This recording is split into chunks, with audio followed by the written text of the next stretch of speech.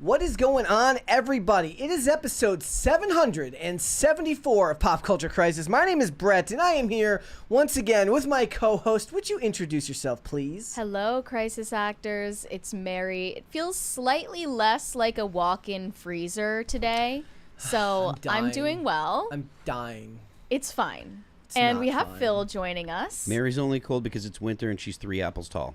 There you go. I love that that's canon about Hello Kitty, that she's 3 apples tall. That actually comes from the Smurfs. Really? That's where 3 They apples stole that.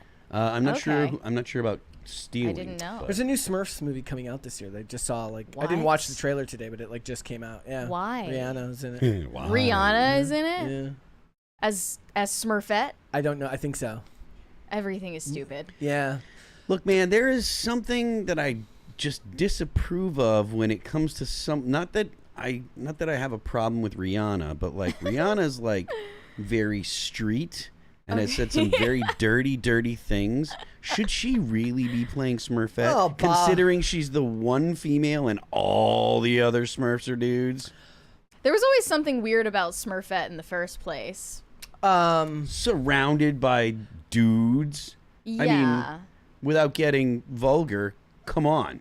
Well, I mean, they And should have all of them gotten- loved her too. They were all after her. They should have gotten Sabrina Carpenter to play Smurfette. In fact, I see that as her Halloween costume this that would year. have been a good one. She's definitely a Smurfette vibe. Bob Saget played like America's dad on Full House, and he was a dirty comic when he was a stand-up performer. Men and so- women are not the same, Yeah, Brett. I'm just pointing it You have out. a Just pointing it out. Madonna horror complex about Smurfette. I don't know that I have a Just- complex.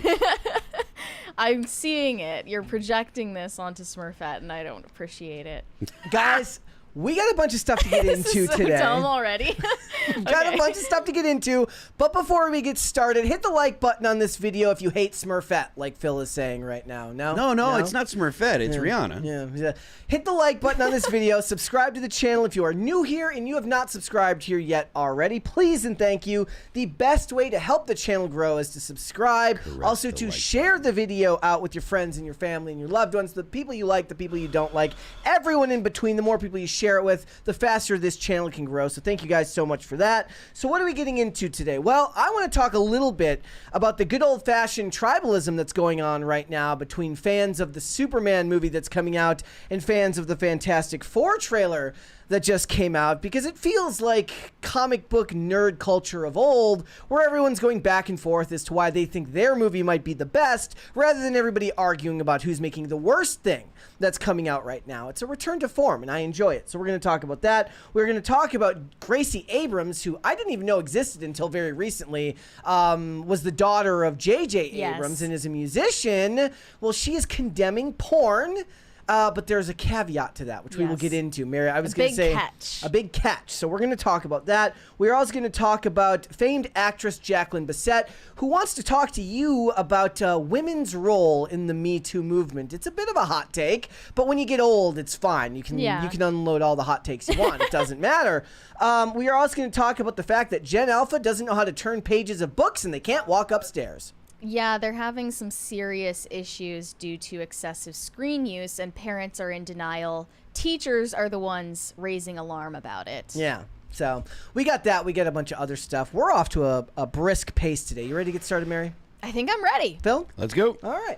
Well, let's go ahead and get started then. So, just the other day, they released the trailer for the new Fantastic Four movie, and it is being compared to the upcoming Superman movie because both trailers had very, very large view counts after only 24 hours. Superman had 250 million collective views in just 24 hours, and Fantastic Four hit 200 million views in a collective 24 hours. And the reason this is important is because both of these franchises signal a return to form and an attempt to rebuild off of failures of the past, with Fantastic Four having 2 failed or at least underperforming franchise versions with the early 2000s Fantastic Four movies, and then you have the famed 2015 Fan Four Stick, which nobody saw nor liked because it was awful. But then you also have the fact that Marvel is struggling right now and they're looking to return to form with Deadpool and Wolverine Wolverine being their one bright spot in a sea of bad ones since Phase 4 started. Going into Phase 6, they need to rebuild. And then, of course, with James Gunn's Superman, they are attempting to return DC to form. We are no longer in the Christopher Nolan era. There's all sorts of backlash because people believe that Henry Cavill deserved more of a shot as Superman, but there's endless debate as to whether those movies performed as well as they needed to. I think the fact that they're starting over signifies that DC has made that decision, that it is time to start new. So both franchises are the signal of starting something new. So we are here now, and what I find the most interesting part about it is nobody can just be happy. They can't, right? Like, everybody has to complain, and I get it. That's kind of the point, is that nerd culture, if you're going to a comic book shop, you are going to argue about these types of things. There's a 20 there. Not So Secretly Based said, can I get a let's go from Phil? Also love the new album. Thank you very much. Let's go! Thank you for that, Phil. So what I think funniest about both of them is one of the things we've talked a lot about is whether dark and gritty matters anymore. Both trailers have an optimistic tone and seem to push the idea of comic book values of old, 60s and 70s, with an optimistic tone, and dark and gritty is falling by the wayside. I think that there's a place for that now. One of the critiques people had of trying to make Superman movies, for instance, in the modern age, is like, how do you do that when everybody's jaded and nihilistic? Well, maybe everybody's sick of being jaded and nihilistic. Maybe people would like to be optimistic for a while, even if it's fake. Yeah, and that's borne out in the discourse around the Brave New World. Representation of American values. Is that even possible in a polarized climate the one we're in? But you're right. I think people do want just a feel-good story where there are clear good guys and clear bad guys, and not all of this gesturing towards the morally gray and anti-hero tropes. Well, it's because morally gray can be done well, but usually it requires a writer who's really, really good at it. And I think these days they're not. Most Hollywood writers overestimate their ability to do that. It's because they are morally atrophied people, so they're not able to write full-bodied stories. Yeah. That's the reason. Also, people kind of think of Christopher Nolan is dark and gritty, and I guess that's true, but when I think of those movies, I think of the fact that The Dark Knight was basically just a crime drama in a lot of ways, and it wasn't necessarily a comic book movie in the way that a traditional comic book movie is made. But I do like the return to old school pop culture arguments, but the tribalism is funny to me. I do want to go through some of these tweets. I think you'll laugh. Think, it's because the election is over. People need something new to pledge allegiance to. So I can break this down to what I feel like is three or four separate camps as to why they pick sides. So there's a side that loves Marvel and wants to see Marvel succeed. There's a side that hates James Gunn because they don't like James Gunn. There's a side that loves Zack Snyder. Now, the side that loves Zack Snyder is going to want to see the Superman movie fail because they don't think that Henry Cavill was given enough of a chance to actually have a good Superman movie, because all he really got was Man of Steel and then featured in a bunch of films after that. And the ones that hate James Gunn for similar reasons think so because, they wish that he had been able to give Henry Cavill a chance, and he never did. So you've got fans that love Marvel, fans that hate Marvel, and everybody's kind of going back and forth as to how they feel about that. And the wild card in all of this is they're also throwing Jurassic Park in the mix because all three of them come out in the same month. So it's Superman, Jurassic Park, and then Fantastic Four. I believe in that order.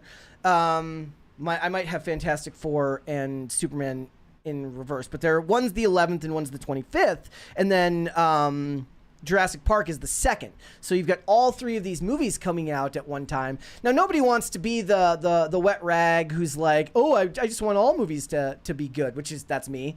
Nobody likes that. That gets no engagement. Sorry, guys. Hate to burst your bubble, but you're going to get no engagement with stuff like that. So I just thought that this was interesting. I'll go through some of these tweets. Where this is from Discussing Film, which initially just gives you the numbers that that Fantastic Four opened to 202 million views in the first 24 hours. Again, that's over all trailers because they upload these to multiple sites and stuff like that. So that number isn't directly from the specific trailer. And then this one says, which movie are you most looking forward to? So they're already pitting the two against each other because they're coming out at the same time. A lot of people actually were saying that they hate Pedro Pascal, and that's He's why they're another not going to reason see why- Fantastic yeah. Four. I'm not a fan of Pedro Pascal after a lot of the stuff that I heard him saying about, or, well, not about, but he just the woke stuff that he was speaking out about when he was playing the Mandalorian. Yes. I think it was the first season is when he kind of popped off. Well, he's And also after that, I'm whiny. just like, He didn't want to. He wanted to take the mask. He wanted to take the helmet off. Yeah. And they're like, keep the helmet on. I'm just kind of like, I don't really dig you. There are Yeah. there are critiques of the casting. A lot of people, not just Pedro Pascal because he's in everything, but they believe that him and Vanessa Kirby are both too old to play Reed Richards and Sue Storm.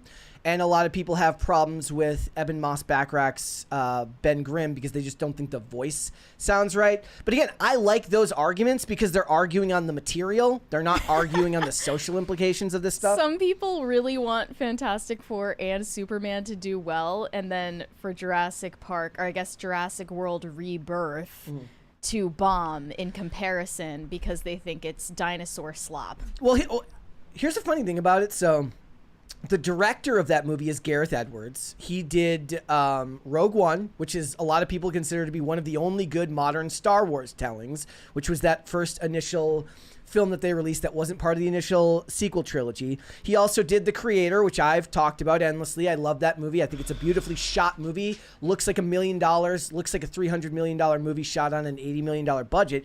But the writer is David Koepp. And now he is a writer and a screenplay, he's a writer and a screenplay writer for decades, talking original Jurassic Park, original Mission Impossible, Spider-Man 2002 with Sam Raimi, Snake Eyes, Stir of Echoes, War of the Worlds. The problem is he also made Dial of Destiny, so... Yeah. Yeah, and there are a lot of writers who used to make good work, and then after current year set in, their brains were just broken. He did Crystal Skull 2, the 2008 Indiana Jones movie that nobody likes. No one likes that. There were two strengths I saw people point out in both Superman and Fantastic Four, which is a focus on romance and chemistry, these heroes having love interests. Which you just don't see as much these days. And then another one was they show civilians in both trailers being amazed and admiring the heroes. Yep. Which is not something that you see much. So let's go through some of these. Yeah, no, I agree. So here's some of the tweets that came up. It says, Fantastic Four actually managed to recapture that golden age feel DCU Superman was going for with their pathetic attempt at nostalgia baiting. So here's one person who seems to be mad at that. Here's another one that this just announces the movies that are coming out. This one says, I'm only hyping it up to trash Superman. Been a fan of Jurassic since I was old enough to remember. I've always hyped these movies. So everyone's arguing about slop, and I love it. I know that this isn't exactly the same because there's not a girls boys battle going on, but they could definitely manufacture some kind of Barbenheimer energy between these two movies if they were smart, marketing this from two different studios and getting people to do a double feature. Barbenheimer. I mean, but I guess because they don't come out on the same weekend, it's not exactly the same thing, but it would be harder to do. But they would have actually been smarter to plan this out and make it like have them both come out on the same weekend. That would have been smarter. No, they're the same demographics. So Barbenheimer and Oppenheimer works because none of those audiences cross over. That's true. That's true. But I mean, you could absolutely do a thing with Superman punching a dinosaur. But isn't that the same demographic too? But they're not on the same weekend. So you could at least try to manufacture three movies, 3 consecutive weekends with all the same target demographic. Not everyone can win. Yeah. Yeah, it's going to be expensive if you're going to be going to the... You better get... They just raised the price on the AMC pass to $28 a month, which is still like the best deal in the world to get the AMC Plus pass or whatever. Who has those? Well, think about this. You go to a movie for one ticket, it costs you $18. If you are a person who goes to a movie more than once a month, you're automatically better off doing that because you get up to 4 movies a month for $28. I guess. We have a 20 from Jose Quintana. Let me find that. Says Vanessa Kirby is perfect for Sue Storm. Pascal is definitely wrong. I might still see Fantastic Four, but only for the storyline with Galactus. In my opinion, Henry Cavill was the perfect Superman. Long live PCC. Henry Cavill was the perfect Superman. The thing is, he got so excited too about the possibility of coming back, and he probably prematurely posted about it. Yeah. Well, that's another reason why people are mad at. He shouldn't have done that. Does anyone have any sense of what Galactus is in the new Superman movie? What do you mean, like in the trailer? Well, I mean, I haven't seen the trailer. So is he like a gigantic humanoid? Yeah. Like you can see it through shadow. Yeah, you see it. There's another 20 there from Weary Traveler.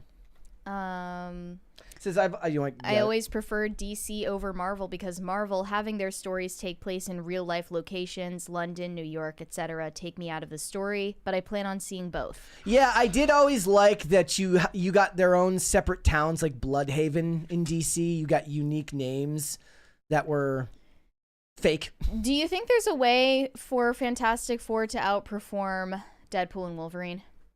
No. No, it's just not going to happen. I mean, there was 3 movies there was 2 previous movies of build up and goodwill around Deadpool, and a starving audience that needed something good to come from it. So there was a lot of faith in the fact that Ryan Reynolds was going to deliver. But I could see this movie doing really, really well. I can't predict it though. It really will depend on what the word of mouth is. This one says Snyder cultists pretending to like Fantastic Four so they can slander Superman. Again, it's like the enemy of my enemy is my friend. Superman is going to be the big movie of July. No Fantastic Four is. That stupid dinosaur movie. It's going to dunk on both of them. I don't think that's true, but I am looking forward to it. This one says, I don't want to make this a Superman versus Fantastic Four thing because I'm excited for both. But dude, Superman looks so much more rich visually. Set design is carrying Fantastic Four hard. We're going to get into that a little bit with the AI questions. So you got this. And then this one says, first Superman teaser had 95,000 likes after a month. First Fantastic Four teaser had 113,000 likes after 12 hours. That's that really speaks to how badly people received the Superman one, because it was automatically more polarizing. Yeah, well, I mean, the Superman's also far more well known. Like, there are way more casual Superman fans than Fantastic Four fans. I feel like you have to at least be familiar with the comics world and interested in comic books and stuff like that to be interested in seeing the Fantastic Four. Thank you. Yeah, you're right. Thank you. Phil just doesn't like the song. It's fine. No. I don't care. I like this one here. This is like the definition of internet slop. Here, let me put this on the screen there. It's got the dinosaur. It's the thing, and then the Fantastic Four logo over Superman. Oddly enough, this is a DC meme too, because that's from The Flash. It says, as much as I want the Fantastic Four to succeed, I hate that it's being used to say that Superman will flop. We should be happy that Marvel and DC's most iconic characters are coming back to theaters made by people who respect and love the material. Again, this is the I just want both sides to have fun crowd. We have another 20 from Jose Quintana. I've had an A-list subscription for years, 3 movies per week, around $25 per month. Best package, no contest. Galactus is part of the Marvel Comics universe, Phil. Yeah, well, I'm aware that what I meant is Galactus like some weird reimagining of Galactus, No. or is he actually a gigantic humanoid larger than the Earth? Because that was, I think there was another movie that Galactus was in, might be the Silver Surfer. It was the Silver Surfer and he one. wasn't a humanoid, correct? Yes. That's why I'm asking. So I'm this aware one- that he is a part of the Marvel universe, though. Thank you. This one says, this Fantastic Four trailer is already better than Superman because it's selling itself as an adaptation of these characters rather than a stupid attempt at saying, I'm going to do this character better than the previous guy. So people have their takes on this. Superman versus Fantastic Four debate is very dumb, and everyone who is earnestly posting about this stuff is an idiot. However, they do point out the AI of it all that seems to be showing up in this photo. It says, fans slam Disney as Marvel Studios says AI wasn't used in Fantastic Four trailer. And they're like, yeah, I don't know about that. The hands just aren't right. Why are they required to disclose that anyway? Oh, it's, so if you're going to do anything that involves film nerds, they take AI very seriously. I know they do. It's getting to be a little bit, like, I'm not some kind of accelerationist, right? But I don't understand this derangement they have about it. Like, of course, a money-hungry studio is going to use AI instead of human employees. Yeah. There's no way around that. I mean, the same thing is going on right now with... did you see the stuff that was going on about the fact that Adrian Brody, apparently for his accent in The Brutalist, they used AI to like really nail the voice? Oh, that's definitely weird. And they were mad, and like people were pissed. That seems more sinister to me than using it for imagery or just background stuff. That's weird. So this one says 202 million trailer views in 24 hours is good news for Fantastic Four. Well done. That's fantastic. You know what's super? 250 million trailer views in 24 hours. See? They just can't get along. This is, I guess, the same level of discourse about sports, but about movies. Yeah, I mean that's really what it is. We'll have to wait and see. I will say that this has gotten me more excited for both of them. I think I was more genuinely excited about the Fantastic Four trailer, which is weird because I'm a DC person. I'm not a Marvel person. But maybe it's just because I knew there was going to be a bunch of like back and forth about the Superman trailer and its connection to the fact that they're rebuilding after the Zack Snyder era. I watched the Superman trailer. It didn't get me as excited as I wanted it to, but maybe that's just because your expectations are really, really high for something like that, whereas I don't really have any deep connection to the Fantastic Four or the lore, so I enjoyed it for the most part. Also, Eben Moss-Bachrach is one of the actors I really enjoy, so seeing him get a lot of work is good, but we will have to wait and see. It's going to be interesting to see where the box office falls for all of them, because it could end up, hurting all of them in the long run to not get, to not spread these out over a couple of months. So we'll have to wait and see. Yeah. At the Grammys, Chappell Roan won the award for Best New Artist, and in her acceptance speech for this award, she took the opportunity to make an insane list of demands on the music industry and called out record labels for not providing a livable wage and health care to their artists. And here is a quote from her speech. I told myself... Phil's face! I'm sorry, This is why we chose this topic. Yeah. Phil's going to love this. Chappell Roan. Just for context, by the way, this girl is 26 years old, so... just now is off her parents' health insurance. Yes, this is quite a sensitive time for her. She said, I told myself that if I ever won a Grammy and got to stand up here before the most powerful people in music, I would demand that labels in the industry profiting millions of dollars off of artists would offer a livable wage and health care, especially to developing artists. I got signed so young. I got signed as a minor. When I got dropped, I had 0 job experience under my belt, and like most people, I had quite a difficult time finding a job in the pandemic and couldn't afford insurance. She got dropped from her label? Her first label, yeah. It was devastating to feel so committed to my art and feel so betrayed by the system and dehumanized. If my label had prioritized it, I could have been provided care for a company I was giving everything to. Record labels need to treat their artists as valuable employees with a livable wage and health insurance and protection. Labels, we got you, but do you got us? You are an absolute buffoon. So the idea that she's there asking for health insurance, asking for the label to provide health insurance, dumb woman. Tell the label to give you a larger cut of your royalties, you stupid, stupid, stupid idiot. Asking for the label to pay your health insurance makes you more dependent on the label. Yeah. You absolute foot. Jesus Christ. That is insane. Brief intermission. Value and You sent us a 20. Phil, what were your early influences musically, and is it hard to stay fit/healthy while touring? Early influences were like the very first like rock and heavy metal bands that I was into. Like first it was Poison, then Def Leppard when I was really young. Then I got into like Iron Maiden when I was like 11, 12, 13, until I was about 14 years old. I got into Metallica. 15, 16, I got into death metal, and it was all downhill after that. And then yes, it's very hard to stay in shape on tour because you're always doing stuff for tour, or you're on the bus going to the next venue.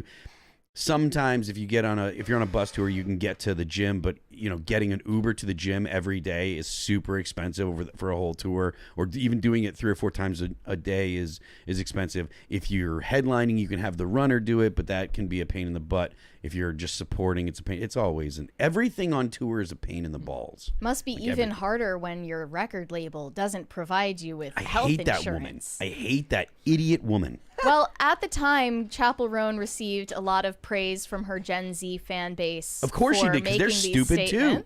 And then I saw that a former music executive called her out for her ignorance and naivete in a new guest column for The Hollywood Reporter, saying, "Chappell groan, the misguided rhetoric of an instant industry insider. The Grammy winner for Best New Artist gets respect and appreciation for her creativity and gumption, but is far too uninformed to be the agent of change she aspires to be today.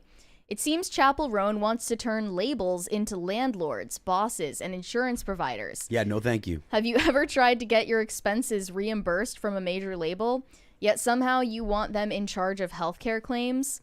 As if labels want next year's winner to shout them down as slumlords in front of 60 million viewers. The architect of such a system, Motown's trailblazing Berry Gordy, received his fair share of criticism for Hitsville's unprecedented success, but the artists were happy with their royalties and credits, right? Roan gets respect and appreciation for her gumption, but is too uninformed to be the agent of change she aspires to be. She may evolve quickly, perhaps build a confab of power-wielding playmakers, or pass the torch to another leader-to-be, but her speech was hackneyed and plagiarized script of an artist basking in industry love while broadcasting naivete and taking aim at the very machine that got her there." She's literally at the award show that represents the machine that got her there. What an absolute idiot. If Taylor Swift can't initiate change at Spotify, I don't know if she's going to. Well, Spotify's different than a label, but this woman is still a moron. Yes. I even see like people who are like, I'm an independent artist and Spotify should pay us more royalties. Well, yeah, I mean, they should. Spotify, look, Spotify pays one licensing fee to whoever, to an entire publishing company, and the publishing company then doles it out amongst the people that are on the label, and it should be they should pay more. Well, but the reason that Spotify has so much revenue to begin with is people like Taylor Swift, right? The biggest artists are the ones who bankroll the existence of that platform. So the independent artists, unlike Taylor Swift, who are using this as a job, are living off of the money that Taylor Swift makes. We have a 20 from Alejandro Reyes, entirely unrelated to anything you're talking about. I'm a couple streams behind. How much in Superchats to be retroactively included in a video? As I am watching, I feel the need to interject. Well, any 20 gets retroactively included in a video because you'll end up in the segment rather than just in the live. Because in the live streams, all Super Chats are read, but the segments are just cut from the main topics, and then we don't obviously post the Super Chat segment. So if you want to interject, that would be the time to do it, and it has to be over $20. But I'm sorry, we don't have a time machine. They continued in this piece, if labels are responsible for artists' wages, healthcare, and overall well-being, where does it end and personal responsibility begin? Doesn't. They want to be adult daycare denizens. This woman is an absolute moron. Absolute idiot. I saw other artists saying that their record labels should provide them with free psychological care. Actors do the same thing. Actors say that you should provide them with psychiatrists and psychologists. Being an actor is different to being an artist on a label. These people all need to shut the absolute hell up. Even the actor. I don't care if the role is demanding. It's your job, if you're being paid well, to take care of your own mental health. And it is. Roan's call for record labels to pay artists a livable wage and provide health care was noble. I don't even know if it was. No, it was ignorant. But also wildly misinformed. Her rise to stardom, fueled by viral moments, major label backing, and an industry desperate for the next alternative pop star, proves she's no longer a struggling artist. So she should do something about it rather than just talking at the issue. Change is waiting to be championed, not just announced. I think this person is forgetting we're talking about a Gen Z pop star. They want to talk about things. They don't want to do anything. I mean, it's so frustrating to hear this absolute idiocy, this absolute. Why would you want to give a label more power? You already make music that they own. Like, you're making music for the label. They own the music that you write. Why do you want to entangle your life in that particular entity even more, you absolute buffoon? You know, that's why I thought that Taylor Swift's whole beef with Scooter Braun was not ignorant, but knowingly disingenuous. Oh yeah, that's the worst part, is activism that's not even really activism. It's just disingenuous, self-serving. Especially considering the fact that Taylor Swift's father is the one who got her record deal in the first place, and a really sweetheart deal at that. Then years later, she's going to pretend that she had her music stolen from her. Something that didn't belong to you to begin with cannot be stolen from you. Yeah. Says, Just because you wrote it on your bathroom floor doesn't mean it's yours. I mean, it legitimately is, like, the argument that a successful artist is making is, well, I may write the music and they own it, right? Because what they do is they actually own the master tapes. So they pay for you to make the music. They pay for your time in the studio. Maybe they pay for your time at home while you're writing it, so you can, you pay your bills, whatever. And then they own that in perpetuity. That when it's a hit, it's tough to deal with. But the thing that gets lost is the label does that with 50 artists, and maybe one actually hits, and they use that hit to cover all the other artists that lose money. Now, granted, if it's a big hit, they can make a boatload of money. That's true. But they are using that big hit to cover a lot of losses. They're trying a lot of things, cut basically. Early. Like, I remember listening to Mike Posner talk about, after having like such a big hit. There's a just for $20 there. Signal, Not So Secretly Based said it sounds like she wants a music artist person of SAG. I think he means version Of SAG. Yeah. Is there such a thing? Anything like it? I don't know, but I mean, I avoid things like guilds and unions anyways, because I think they're bad for people, for artists and stuff. I mean, I remember when Mike Posner was talking about, after Cooler Than Me hit really big, that the label just wanted to cut bait because all the all the singles after that had diminishing returns. So they wanted to they just started taking his songs and giving them to other artists because they weren't going to use them for him. I like this paragraph at the end. It says, could the system be better? Sure. Should artists get better deals? Absolutely. But Roan's speech lacked the nuance and the industry awareness to build any consensus or even speak to the priorities of an artist's platform of issues. Demanding that labels pay artists like salaried employees ignores the fundamental economic structure of the business. Well, yeah, she can't do that in a 2-minute speech, and that's the point. My headphones almost fell off.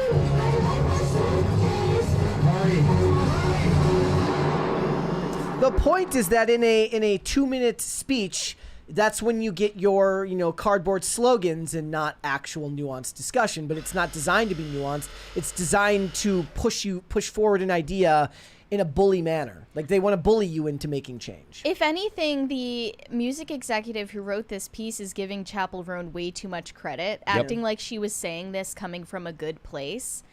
No, I think that what she was doing is she's trying to get this to turn into a viral moment for most of her uninformed teenage fan base to praise her, and it worked. It's so frustrating to hear because it's so incredibly stupid.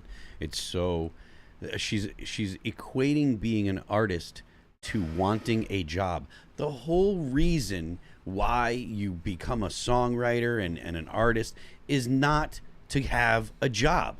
Like, you don't want to get a job. That's the point. You want to be an artist. Like, that's one of the things. Like, you work for yourself, you write music when you feel like it, or you go on tour, but you don't have a normal job. Like, that's the goal. Do you remember that girl JoJo? JoJo Siwa? No, not JoJo Siwa. The JoJo before JoJo Siwa. Too little, too late. Too JoJo. little, too late. JoJo. I don't. She was like 13 years old when she sang Too Little Had Too two Late. huge singles. What was the other one? I forget the other one's name. Get Out. Get Out. Yeah, she had these huge singles on radio, and it was crazy to learn that she was that young when they came out. But then she signed a record deal that I assume both her and her parents did not read. And it was a disaster for her career because she basically disappeared after that. Yep. And it was not an advantageous deal for her, and now she's come back later on to re-record them. Because she's finally allowed to start performing them. She, however, did do a COVID version of Too Little Too Late or Get Out, which was version? one of the worst things I've ever heard in my entire. I already hate that. It was awful. Yeah. So like, I'm not saying people don't get ripped off, but the structure of the music industry is kind of a ripoff for people that are very successful, because they have all this heat and all these valuable songs that they wrote for someone else. And like I said, the reason that the record label owns it is so that way they can cover the cost of all the other losers that they're going to end up right. And I don't mean losers as in like bad people Yes. or whatever. They're economic losers, Yes. right? So they spend all this money to make this, and it just so that they doesn't can go. take risks. Exactly. And so if you're a person that's getting the opportunity and you are marginally successful, that's probably pretty good. If you are like incredibly successful, it's a bad deal for you because all these songs are not your property. You do become a star and you have value in your brand. But depending on how long the record deal is, how much, how long, if there are re-record clauses, which is why Taylor Swift has the Taylor versions, the re-record clauses expired. And so she was allowed to re-record these songs. And so she said, well, I'm just going to re-record them. And so I can go ahead and tell my massive fan base who will listen to me, don't listen to the old versions, listen to the new versions, because those are the ones that I wanted to do, or I own. And so there will be a certain amount of people that are going to listen to those. But at that point, Taylor Swift isn't hurting for money because she's already a billionaire. Oh, I purposefully listen to the Big Machine Records versions of all of Taylor's music. Of course you do. So remember the name of the song was Leave, Get Out. She made one called Chill, Stay In. Oh, I hate that. Yeah. I hate everything about that. I hate that too. Yeah. Jojo, it's time to retire a third time. Yeah. Yes. All right. A Japanese YouTuber went viral in 2023 for creating a lifelike border collie costume. And he wore this costume out in public, cosplaying as a real dog. And doing tricks, walking on all fours, eating out of the palm of human hands. And now I didn't expect to see a new headline about this person, but he has decided to take his obsession, or I guess you could call it a hobby, to a whole new level by opening a zoo for people who want to become animals. We have a couple of big super chats here, though, before we get into that. This is a Japanese person that you were talking about, though? Yes. Okay, go ahead. Sorry. We have a $50 super chat from Father Timothy Curran. Hey, Phil, last week on IRL, you said 2000's All That Remains was terrible, but I gotta tell you, 17-year-old me was blown away by Erase when I saw y'all live in Clinton. Aww. By the way, how about some Massachusetts shows for All That Remains, maybe with KSE after their new record comes out? God bless. Cheers. Thank you. I appreciate that very much. I have an opinion on our old stuff because it was when we were still learning how to do. Always harder when you're critiquing your own work. Learning how to write songs, because the songs didn't come out the way that I wanted them to, because for a lot of different reasons, and impatience was part of that. But I appreciate the fact that you dug our stuff, man. We have a 20 from Jose Quintana. Summer 1982, Christian summer camp, top musical groups listened to: Def Leppard, Iron Maiden, Keith Green, Can someone please make sure the Ghost Empress has proper headphones? Long live PCC. I do. Yes. I do have proper headphones. I just listen to everything way louder than everyone else. They're proper and they are loud. They sat are over very loud. in her seat one time. So, I thought I was going to die. Do you want to just start? Sure, okay. Let's just start over. So back in 2023, this YouTuber went viral because he spent $14,000 on a realistic border collie costume that he used to walk around in public on all fours, cosplaying as a dog.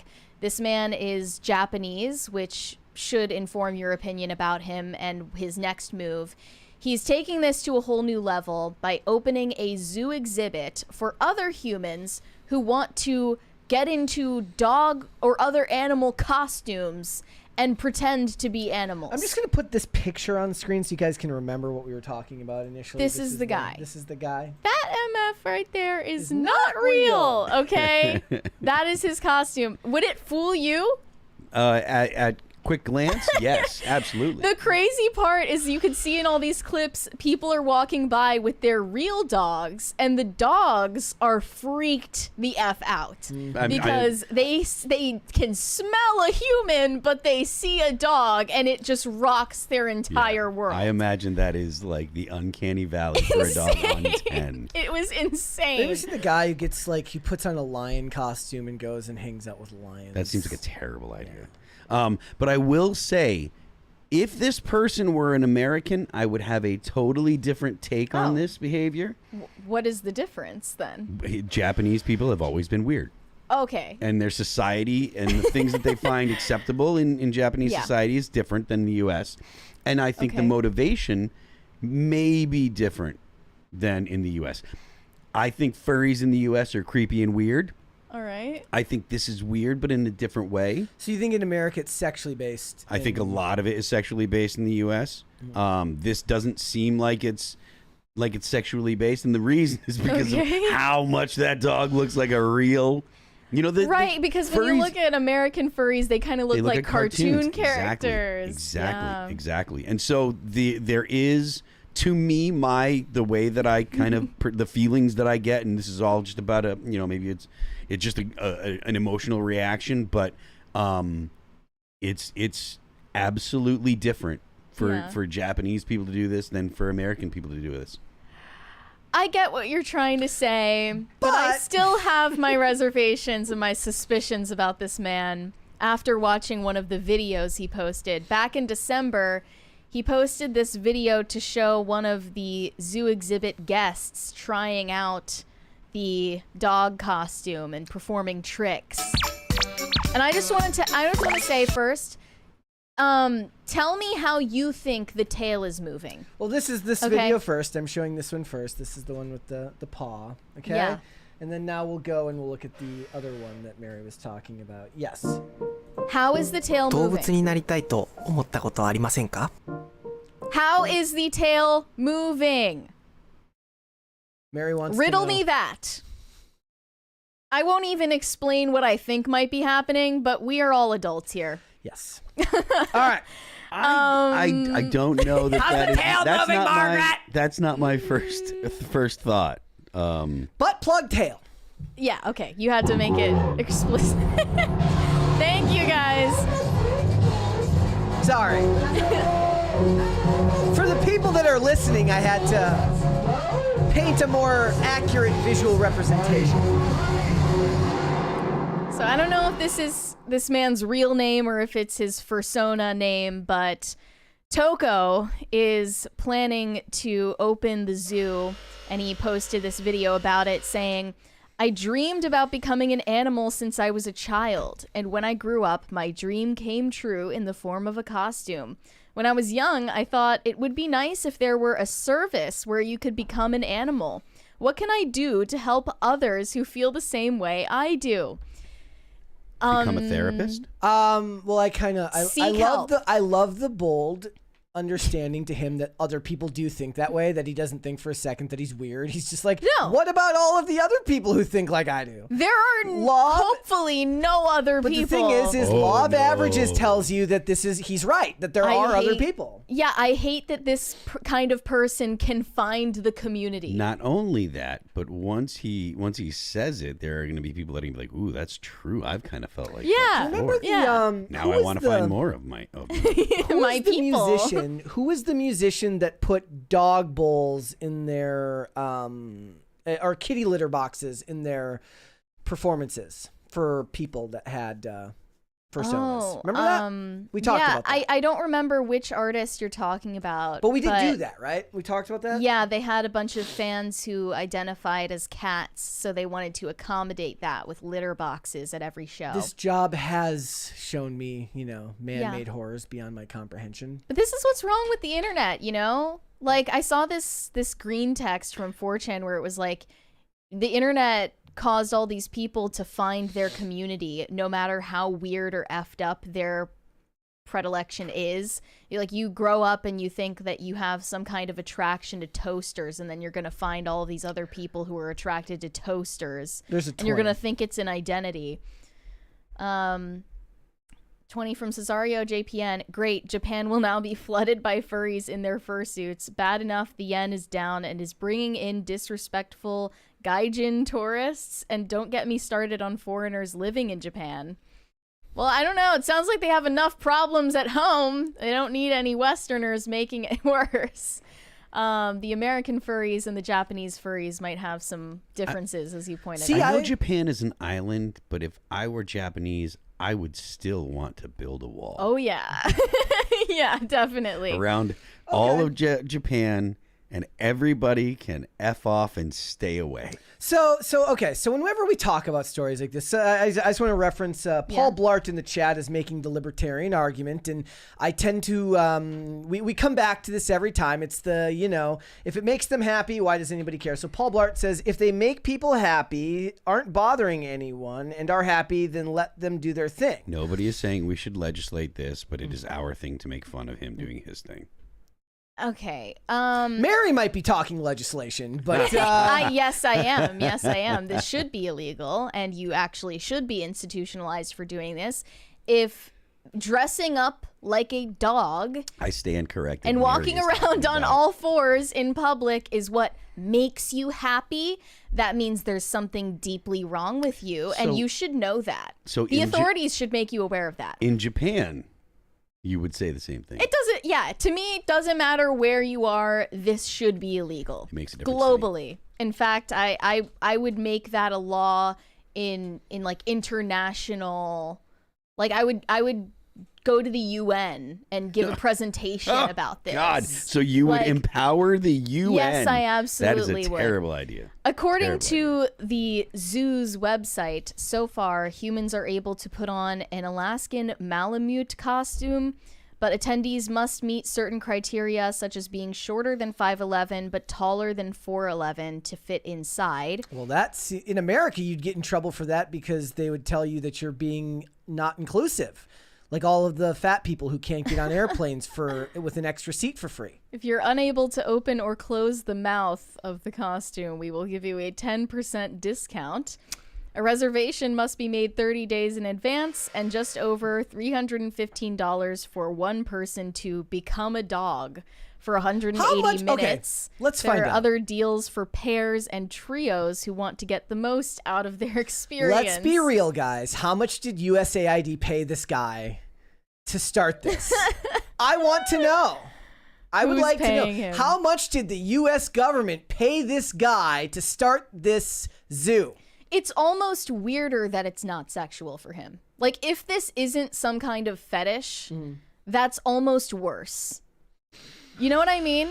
No. Like, this seems... I don't want to, like, say certain words right now, but this seems like the behavior of a person who was abused as a child, and this is some kind of dissociative coping mechanism that he's using to manage trauma, and that's not okay. Not all coping mechanisms are good coping mechanisms, And if dressing up like a realistic border collie is your coping mechanism, you should be stopped from doing that. Like, is that so crazy of me to say? Is that such a hot take in 2025? I don't know. I maybe it's just the access to the internet, but I look at this and I go, huh? And then I move on. That's what I do with all this. I go, people are weird. People are weird. People are weird, but some people are so weird that they should be kept away from all the rest of us. People are weird. Okay, so let's... That's why it's okay in Japan. Yeah. Okay, fine. Japan, do your thing. What would you like to see? Cringe or cute of the day? Phil, always go with the cringe first. I was gonna is a palate cleanser. I was gonna do something for cute today. I decided not to. Because it's sad, which is that. So speaking of dogs, there were 2 dog YouTube channels that I used to follow. One called Key the Stunt Dog, and one called Sherpa. And Sherpa died last winter, and it was really depressing. And Key and Sherpa knew each other. Their owners knew each other, so the channels collaborated. Well, I just found out that Key died the other day too, and Key was way younger. And I was like coming into work, and it just ruined the whole day yesterday. Oh. Isn't that sad? Yeah. Like, it didn't ruin the whole day, but they did the video package Sherpa where doesn't have a friend. Well, no, they're both. Okay, Sherpa died first. Sherpa died first. Sherpa was older. That's sad. And I was like, that's really sad, but the dog was older, and I think they knew it was coming. Yeah. Whereas Key, I don't know. I haven't followed the channel a lot recently, but it seemed, at least to me, to be sudden and very, very depressing. Yeah. That is depressing. All right. Sad. So I was going to do that for Cute of the Day because both of the dogs were cute. But, we've had that happen where people submit, we're like, ha, ha, ha, ha, Cute of the Day. And it's somebody and submits like, the dog. R.I.P. Yeah. All right. We'll do the cringe of the day first here. I'll admit I saw this clip, but I didn't watch it. So I'm aware of this clip. It's pretty bad. Here we go. Right now, well, I can roast you too. You can't just roast all of us and get nothing. Whoa! Oh, God. Is that not allowed? I see. So you were afraid because you felt like I was saying you're gay. I can take the mic if you want. It's okay. He's your new friend. I will say this, it is such a hard time in this world right now. There are so many people that came together to be supportive and fucking amazing, and you're putting fucking look me in the eyes. You're putting negative fucking energy out here. This is the last show of my fucking, look me in the fucking eye. This is the last look at me. It's the last show of my fucking weekend. It's a sold out show, and you want to say mean shit to me, okay? So don't fucking do that. Be funny. Be funny. What did Chrissy Mayer talk about this? I would like to know what Chrissy Mayer had to think of this. Yeah, how does she recommend dealing with hecklers? I'm sure more gracefully than that. I would like to. That was clapter and not laughter at the end, which is not usually what you're going for. I wouldn't have been clapping. I would just see myself out. Yeah. I'd be like, okay, well, this isn't fun anymore. Yeah. Yeah. He should have just said, "You're acting like your mother." Yeah, seriously, that would have broken her. That would have ended she'd have attacked him, and then she'd have gone to jail, and her weekend would have gotten so much worse. All right. Here we go. Cute of the day. This one's from Tacty Platty. Says, some pictures for Cute of the day. Macy cuddling with Gabby the cat. The last picture has Mason. Mason likes eating croissants with me for breakfast. Ooh, that's a good picture right Best there. friends. That's a good photo. Very cute. Oh, I love that. Very cute. Very cute. All right. That was a good palate cleanser. It was. It was. All right. Gracie Abrams is an up-and-coming Gen Z pop star and also the nepotism daughter of director J.J. Abrams. And she was recently featured on the cover of Cosmopolitan's Valentine's Day issue. And of course, knowing Cosmo, they made the entire thing about her sex life. So she decided to open up about that. She was asked if she had any sex advice to share and said, "I've only more recently become proud of my sex life." How old is this person? She's 25 years old. Oh, okay, right. "The best I've ever felt during sex is when I have been performing the least in the moment. I think that comes from being in relationships with people who see me for who I am and who respect, love, and cherish me. People who actually want to learn about me and my body. But this is newer for me too." She then went on to make a condemnation of pornography and the influence that it's had on her generation. and it's teaching them the wrong ideas about sex. But there is a huge catch at the end of this quote. She says, porn is BS. It's dangerous, not real, and a performance. It's really dangerous for young people for that to be their introduction to sex. I had a lot of questions. I took to the internet for answers, which is frightening to think about now. Young people need to learn about sex from a reputable source, like Cosmo, or a strong mentor, not just scrolling aimlessly online like I did. Both of those things are like learning sex from porn is probably pretty bad, but learning it from Cosmo is equally bad. Yeah. Cosmo, of course, is known for their covers, which are like 13 tips for how to give him the most like mind-blowing BJ of his entire life. Unless it's build a sandcastle around his dick and then kick it down. Like I don't know. Unless it's Evie, in which it's all the same things, but it's for with your husband. Yes. Yeah, right. So all of these magazines are known for making that the focal point of what they write about for women. And she thinks that is the reputable source that teenagers should go to learn about sex. You know what this has kind of done? I think about the way that sex was depicted in movies, or at least introductions to sex was depicted in movies growing up, which is like the teenagers that fumble around the idea and it's new and they don't understand it and they don't really get it and they don't know how to do anything in that world. And that's part of growing up. You know, people that don't, you know, because it's not like Hollywood was portraying it as something you waited to do till marriage. It was something they did when they were 16. And that was always the age in the movie, 16. Sure. And the idea was they didn't know what they were doing. They didn't get it, but they had to kind of figure it out. And that was part of life. You don't really see those types of stories anymore. Yeah, that's something I remember from Juno.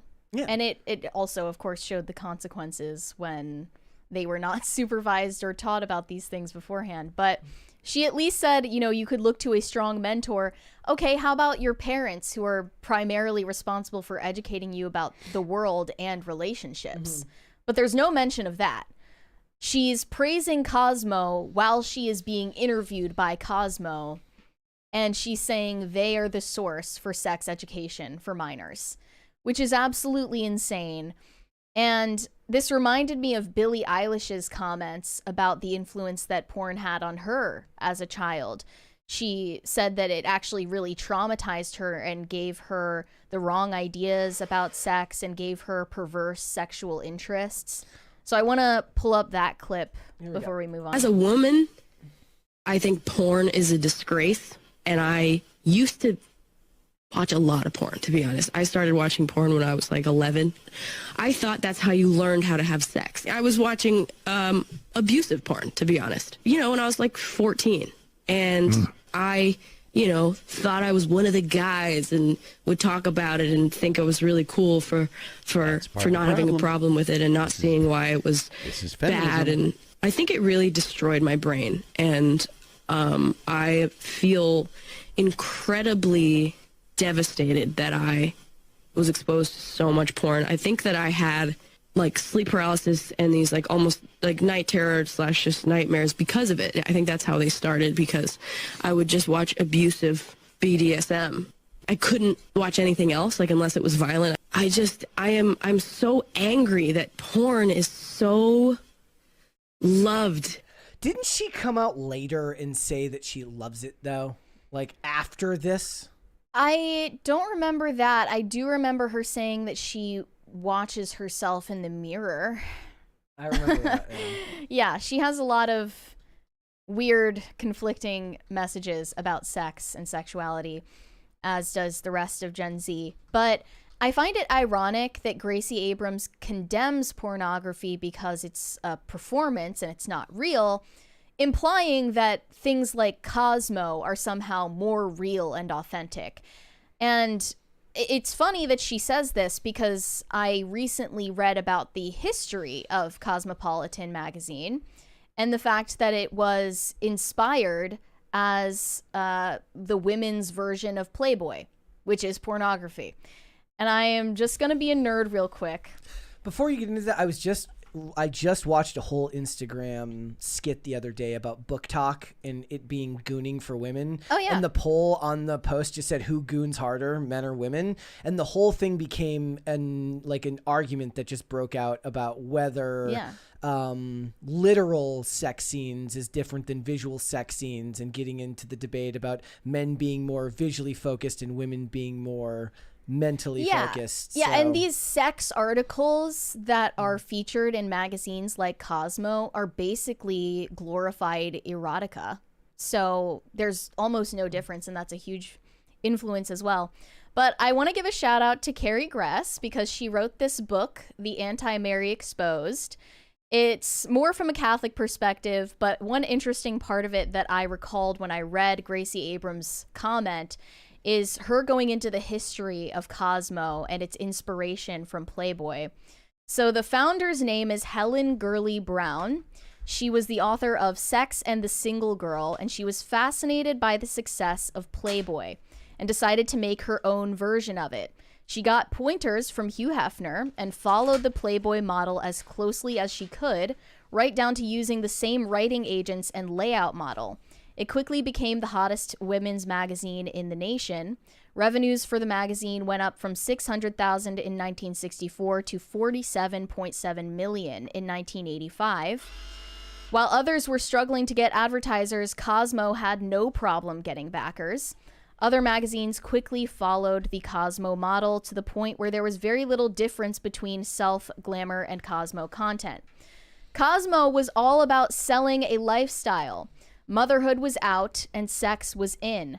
Helen Gurley Brown's motto was, "Hard work and sex will set you free as long as you don't have children." Even the throw pillow on a couch in the magazine's lobby said, "Good girls go to heaven, bad girls go everywhere." As part of this lifestyle, a Cosmo girl could be anything she wanted except a virgin or a mother. She could be a lesbian, a brothel owner, or a stripper, but she could not remain a virgin or become a mother. Cosmo girls run roughshod over their fertility, although I'm sure this was never part of their advertising slogan. Tough as a whore was never meant to be a compliment, and yet feminists turned it into just that.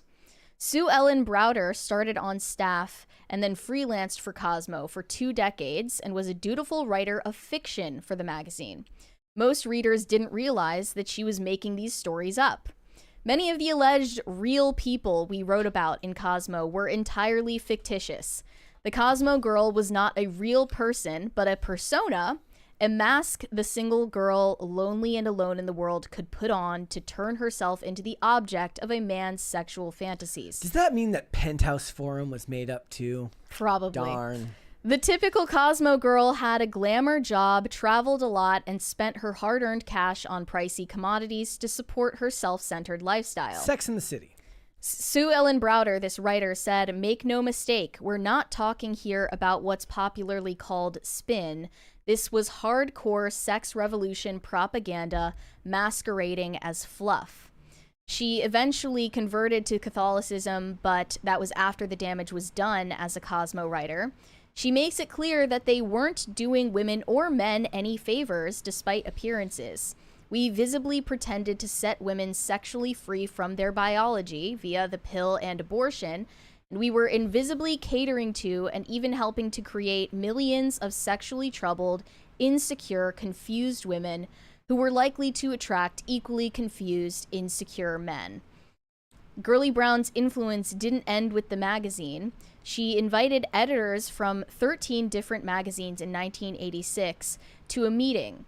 She spoke at the meeting, and the editors agreed to run pro-abortion articles in all of their March 1987 issues. Among the articles that appeared in Cosmo that month were "Abortion, Your Right Under Attack," "Choice, Separating Myth from Fact," "My Illegal Abortion," and an article on why 8 famous women were pro-choice. These women colluded in promoting pro-choice articles to soften American women to abortion. So this was clearly all fictitious. And simultaneously, we see Gracie Abrams, who is completely ignorant to that fact, saying porn is fake, but Cosmo is real. Yeah. And I just thought that was kind of embarrassing. It gave me secondhand embarrassment to read such an ignorant take from her. I mean, to be honest, what's sad is that whoever's interviewing her probably doesn't understand the history of the magazine they're working for. Exactly, so it right? doesn't really matter. Right. It puts into great context just how much concerted effort there was towards these very specific aspects of the sexual revolution and, you know, the women's freedom. Yes. And how they've been pushed, how it's been pushed forward in society. So when people try to ask you, and one of the things that I always struggle with is when they try to ask you, like, well, what's the difference between second wave feminism and third wave feminism? And what do you mean by, you know, when people critique feminism, well, what, don't you want equal rights? You have to be able to point out the concerted effort beyond just the idea of feminism, of all of the ways in which traditionalism has been attacked through the American media. Mm-hmm.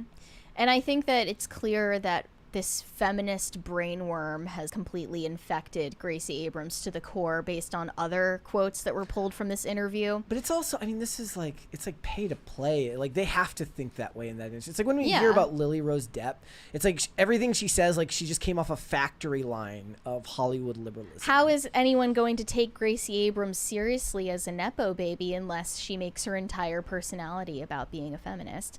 So, in case you haven't seen photos of Gracie Abrams, she is absolutely ripped. She is super toned, has visible abs. Everyone can see she is super muscular and looks like someone that works out.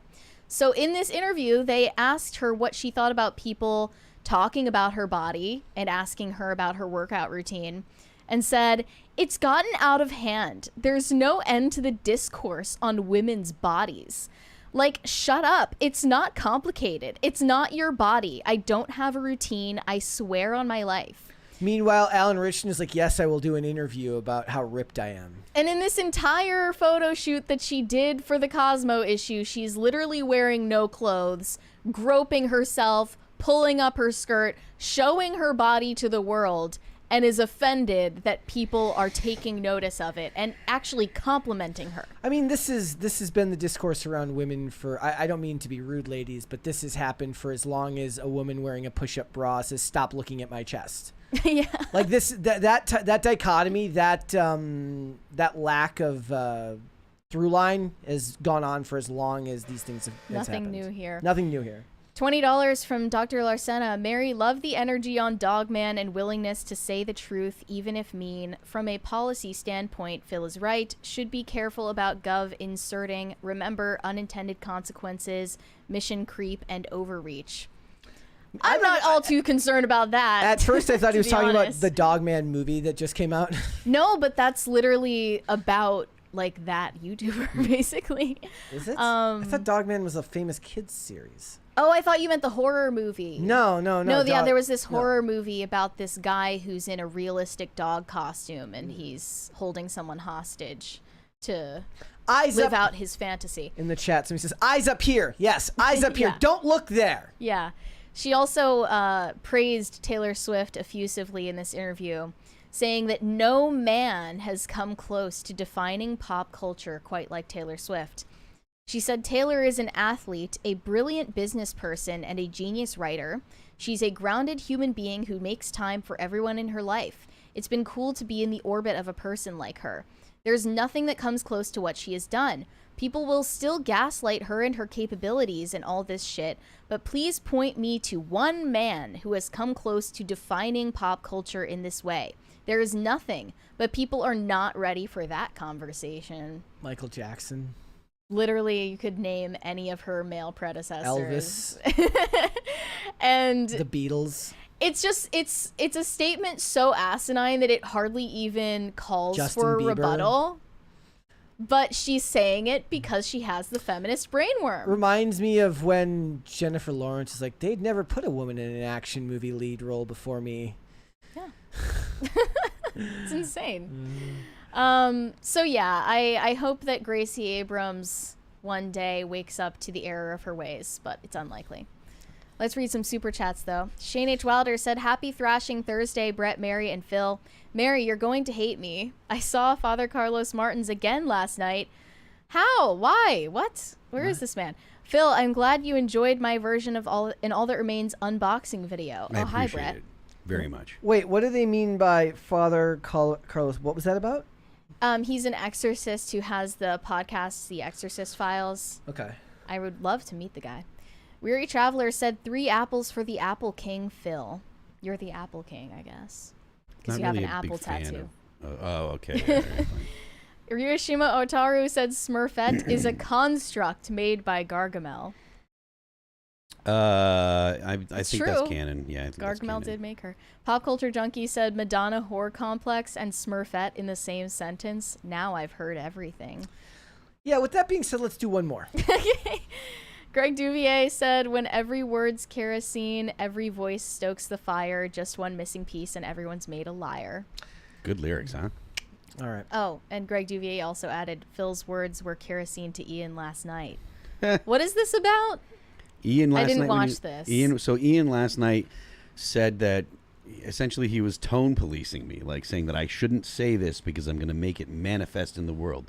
We were covering a topic, which was, in my opinion, the Democrats are going to attempt to impeach Donald Trump if they take the House. They've already started to signal. There's already a congressperson from Texas, I believe, has already written up articles or is trying to write up articles of impeachment. They've already started the process. This is something they've already done. So we were talking about it, and I said that they're going to do it, and Ian was like, you shouldn't say that. You should be careful what you say. And I'm like, are you actually tone policing me? The reason it bothered me is because that's exactly what the left has done for the better part of 10 years. That's exactly what woke people do. You can't say that. Don't say this. You're putting people in danger. You're making it unsafe for trans people if you don't use their pronouns. It's all this tone policing and policing of language, and I'm not having it from someone else at Timcast. It's like part of the thing about being here is we don't do that. Phil does that to me all the time in private. He says, Brett, shut the fuck up. You can't talk about Can't talk. But yeah, I mean that's why it's like here. That's one of the things that is like Timcast is known for. We don't do that. We allow ideas to be expressed, even if they're sometimes controversial. But he thinks like putting it out into the universe is he gonna thinks that make he it can more control likely. the weather too. Well, Yeah. I mean, So didn't he manifest like Trump getting Gaza? no, I he didn't, because they're not going to make it a state. He like- said it, and that's the meme going around now. But like, they're not actually going to make it a state. Like Ian actually was like, we're going to get senators from Gaza that'll be in the Congress, and they'll have representation in the House. And I'm just like, no. I would go shop at the Gaza Strip Mall. I would. Just for the record, we love Ian. We stan do. Ian at this podcast. I'm telling you right now, like, say what you want, but if you want to have a conversation with someone and talk to a person who really does look like they care more than anybody in the entire world about you, when you're telling them something, you talk to Ian, because when That's Ian's Ian. giving you his undivided Absolutely. attention, you will never feel as if you're going to go home to your wife or your husband or your children, and you'll be like, why don't they pay attention to me the way Ian pays attention to me when he's listening That's to me some talk? real Ian power. could be That was my very first like interaction with Ian when I came here to work. Was like that first trip out here. He's like, If Ian wanted to put in the work to become a politician, he has that he has the star power. he has that ability Yeah. to connect with people. I truly believe that. He would have to work on some of his ideas. Maybe the way he dresses or his haircut. Well, he would have to need work some on a lot of changes. things, but all right. A veteran actress from the UK named Jacqueline Bisset recently spoke to Page Six in an interview where she condemned the Me Too movement and said that she's actually unsympathetic to a lot of the anecdotes that have come from actresses over recent years about sexual harassment, assault, etc. She's actually calling them out because she thinks they should feel more responsibility for their own safety. And this is quite an old world, antiquated point of view. Her and Chappell Roan wouldn't get along. Not at all, no. Chappell Roan would be like, but I don't want to get my own health insurance. I want my record label to pay for my health I insurance want for someone me. else to do it for me. Jacqueline Bisset admits she is unsympathetic toward women who came forward during the Me Too movement and she feels that women are partially to blame for any sexual harassment. I think they're putting some spin on this, and that's not exactly what she said. Also, turning 80 will turn you, you're just like, you don't care anymore. Oh, yeah. You just let it fly. That's kind of why I love J.K. Rowling. She's someone who Turning just, 80. She's like allowed to say whatever she wants because she's so rich. Well, It's been 45 years since I've been hit on, and damn do I miss it. So here she says, perhaps women are free of blame if you don't know anything about men, but she added that she is very unsympathetic to these stories, these Me Too things. You have to be very careful about what you put out there. The Me Too movement from back in 2017 followed the exposure of movie producer Harvey Weinstein. Dozens more men in the fields of politics, media, and entertainment were also brought down by the Me Too movement. They mention here Louis C.K., Matt Lauer. There were countless other examples. Forgot about Matt Lauer. Jacqueline Bissett suggests that as an antidote to possible harassment, women need to learn the word no or the F word or something. And you have to do it, and you can get through it without any problem. She also says that despite starting out as an actress in the late 60s and in the 70s, she never experienced any sexual harassment. Really? And I do find that hard to believe. She was the girl back in the 70s. She was a sex symbol. She said, I was very determined not to have anything happen to me, and I was completely devoted to that idea. And I guess perhaps it could be that maybe with these Me Too accounts, you're encouraged to retroactively reinterpret what happened to you or what you experienced to make it something it wasn't. That could be, but also considering the time, like the context that she was in when her star was at its apex, she probably behaved in a way that made it clear that it was professional, that she was not like, there are times where women won't realize that they're flirting, and a lot of times they don't know that they're flirting with guys, or they don't understand men enough to say, this guy will think I'm flirting with him. Mm-hmm. That happens all the time. I like female friends that I have and stuff, like they'll say, oh, blah, blah, blah. And it's like, well, he thought you were flirting with him. And they're like, no. And I'm like, look, if you're being nice to a guy, the guy thinks you're flirting with him. Like, that's literally the way that it is. Guys overestimate how much a woman likes them, and women underestimate how much guys like them. That's evolutionary, because if men didn't overestimate how much women like them, they wouldn't take the chance and shoot their shot. Which is why it's a problem these days, because men don't take the chance because they underestimate themselves, if anything. But it has historically been a thing. Men will overestimate, which is why women get hit on way more than they want to be, because they are nice to guys and they feel like maybe they don't want to be rude, they don't want to insult the guy, and so they're nice, and the guy takes that as, oh, she likes me. Yeah. So it's a miscommunication that's built into people, and so I mean that's the long and short of it, So. It's literally wired into men's brains to think that women are more interested in them than they are. It's like when, and then the girls will tell the stories about, like, and the guy went back to his friends and was like, oh, she was totally into me. Yes. And your bros, they know you're probably full of shit. Yeah. But they understand as men that is just biologically programmed into them, unless they have really low self-esteem. And the reason is because that's what's necessary to continue the species. Yep. Right. Like, this is not about men are bad and women are bad or whatever. That is just straight up. This is what has been necessary for the species to continue. If it wasn't if that wasn't the case, men wouldn't think like that. That wouldn't have become something that is emergent in men and emergent in women. Women are nice because they don't want to upset men, because honestly in the past it's been dangerous for women to upset men. Men that get upset and they don't control themselves historically could subject women to violence. Women have been like, okay, I don't want to upset him, I don't want to make him mad. And even when my girlfriend has been in situations where, like, there was a dude that was, this is a while ago, but a dude was giving her weird kind of blah blah blahs, and I'm like, you should have split. And she's like, well, I kind of didn't want to make him mad.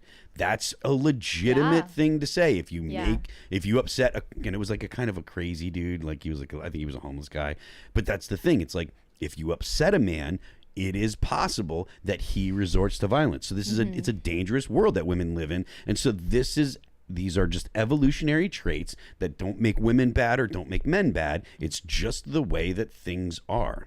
It's actually crazy how much of the Me Too movement is resultant of straight up evolutionary psychology. And if we knew the basic 101 of that, there would have never been such a thing. And combined with the desire for fame, yes, and the power combined with all these different motivations, and combined with women being in the workforce. Yes, well, yeah. So like for first they had to get them in the workforce. Then they had to give them a reason to move away from their small town and go and try and seek fame elsewhere. And then you put them in a situation with a bunch of self-serving executives who want to use all of the power that they have to convince people to enter into situations where they're going to be forced to say no in a way that they've never had to do before. Yep. And that's exactly what one of these comments said. I agree with her. Sometimes the slightest bit of friendliness can be interpreted as a come on by asinine males. No. This is true. Well, this is true. Not asinine men. That is just the way men are. So like maybe the way men are is a little bit asinine, but yes, I get your point. Look, you need that asinineness to keep humanity going. Without that, it is not. Yeah. Human beings don't. Even coming in down to how that specific trait is portrayed in movies and TV, whereas back in the day, think of when we saw Twisters, and he's he's a bit forward with her. Now they don't get romantically involved, but his pursuant nature to her could have very easily been framed in an extremely negative light. Rather, in the movie, they portray him as self-assured and somebody who women would be attracted to, whereas that trait, historically in the last decade or so, is not looked upon kindly, and the person is turned into a caricature of somebody who pursues, is rebuffed, but then continues to pursue, even though they give them clear signs that they don't want their advances. Whereas what actually happens is they kind of muffle their rebuffing of them, and they're like, and then the signals are mixed, and it's not nearly as clear as it's actually portrayed in a film in real life. The reason why the debate about Me Too is so frustrating to me from both sides is that one side is asking men not to be men, and the other side is asking women not to be women.